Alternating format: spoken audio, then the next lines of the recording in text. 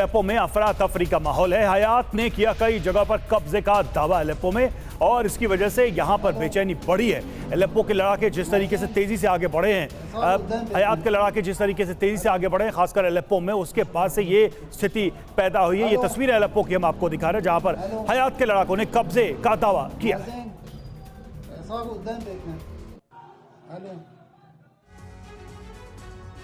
Pandey sir, अब बात यहां पर आके रुकती है कि असद क्या करने वाले हैं, क्योंकि जितना ज्यादा वो रूस और ईरान के साथ मिलकर जमीन पर लड़ाई लड़ेंगे, उनके देश में ये लड़ाई उतनी बड़ी होती जाएगी। और मुझे लगता है कि जो ताकतें इसके पीछे वो यही चाहती हैं कि सीरिया में लड़ाई बढ़े और असद पूरी तरह से इन्वॉल्व हो। देखिए, कुछ हद तक आप जो कह रहे हैं वो सही आकलन है, क्योंकि 30% जो सीरिया का भौगोलिक क्षेत्र है वो रेबल ग्रुप्स के पास है, और अब 70% पर जिसमें कि असद साहब जो है अपना कब्जा किए हुए हैं और उनका वहाँ पर दबदबा है, तो निश्चित रूप से जो टर्की की सेनाएं भी हैं और अमेरिका की सेनाएं भी वहाँ पर हैं। मज़ेदार चीज़ ये है, तो ये सेनाएं क्यों हैं? क्योंकि वहाँ पर शांति स्थापित करना। शांति क्या है? शांति जब देखें कहाँ है शांति, अगर 900 जो है वो हथियार बंद अमेरिकी सैनिक वहाँ पर हैं, तो वो क्या कर रहे हैं? ये सब इतना जो सीन आप दिखा रहे हैं, इतनी सारी तस्वीरें आ रही हैं, ये बताती हैं कि किस प्रकार से जो इंटरनल जो बैलेंस है वो किस प्रकार से चरमरा गया है। अब बात है कि आगे क्या होगा। निश्चित रूप से देखिए, दूरगामी इसके जो है लक्ष्य हैं, क्योंकि जहाँ ईरान को शिथिल करना है, ईरान को उस पोजिशन में लाना है कि जहाँ पर वो अपने आप को सरेंडर कर दे अमेरिकन जो उनके इंटरेस्ट है उसके प्रति, तो उस हद तक इसको ले जाना है। तो लड़ाई अभी बढ़ेगी ताकि ईरान प्रेशर में आए, और ईरान प्रेशर में आएगा तो निश्चित रूप से रशिया के ऊपर भी प्रेशर आएगा, और रशिया पर प्रेशर आएगा तो चाइना और नॉर्थ कोरिया भी इसमें लिंक है। तो ये जो एक समीकरण है, ध्रुवीकरण है, इस पर ये कुठाराघात होगा। अमेरिकन जो इंटरेस्ट है वो जग जाहिर है, और वो चाहते हैं कि जो वहाँ पर वर्चस्व उस क्षेत्र में बना रहे।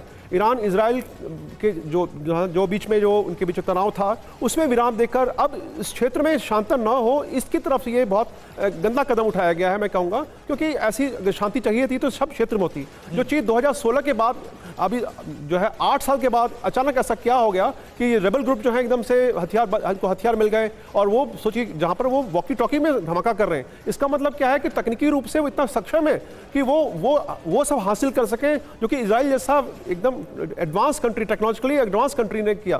तो बहुत कुछ मैसेजिंग है इस पूरे बवाल में। क्यों बवाल में इसलिए कह रहा हूँ कि पूरा विश्व जो है चाहता है कि शांति स्थापित हो। हम रशिया यूक्रेन के बीच में चाहते हैं शांति हो, और इस क्षेत्र में जहाँ पर पिछले कई महीनों से हम लोग देख रहे हैं, 1.5 साल से ऊपर हो गया कि इजराइल भी काफ़ी डिस्टर्ब है, गाजा में दिक्कत है। तो उस क्षेत्र में शांति कैसे होगी अगर जो जिनके निहित हैं ध्रुवीकरण, जो धुर बने हुए हैं, उनके निहित इंटरेस्ट जो हैं वो जब तक प्रभावित हो रहे हैं, निश्चित रूप से ये चीज़ बढ़ती रहेगी।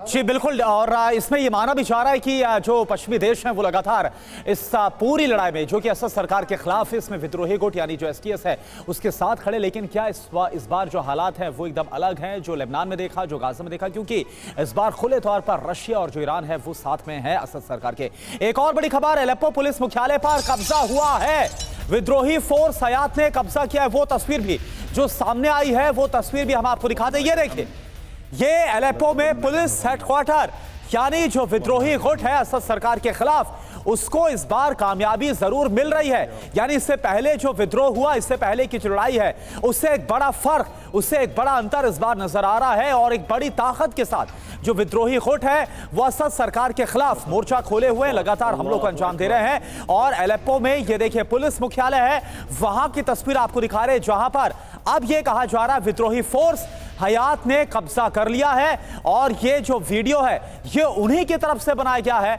जो दावा है। और एलेप्पो की सड़कों पर कई विद्रोही दिखे, विद्रोही सैनिक दिखे, टैंक लेकर एलेप्पो में घुसे हयात के लड़ाके। वो तस्वीरें भी सामने आई, ये देखिए, ये एलेप्पो की सड़कें हैं, शहर की सड़कें हैं, और देखिए जो आम गाड़ियां हैं उन सब के बीच आपको नजर आ रही होंगी ये टैंक्स, जिसको लेकर हयात के लड़ाके यहां घूमते फिरते नजर आ रहे हैं। ये अपने आप में तस्वीर एक बड़ा मैसेज है असद के।